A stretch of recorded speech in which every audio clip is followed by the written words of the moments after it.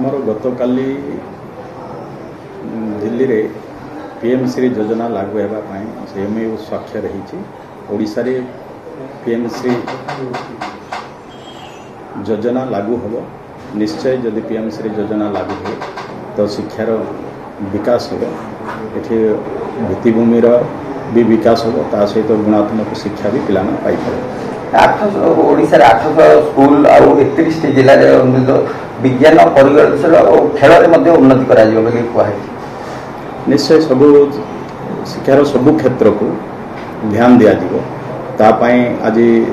केंद्र सरकार पीएम श्री योजना जोटा कि ओडिशा रे लागू हो नथिला वर्तमान गतकाली 9 तारीख रे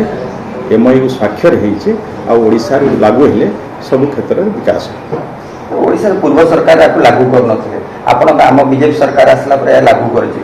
केते दूर संभव फलप्रद हो पूर्व सरकार केते इंपैक्ट पड़े निश्चय केंद्र रे योजना थिला योजना जते बेले लागू होबो निश्चय ओडिशा रे शिक्षा क्षेत्र रे विकास होबो ताको इंटेंशनली गत दिन जो सरकार थिला से लागू करू नथिला वर्तमान लागू होईछि आर लाभ ओडिशा को मिलबो।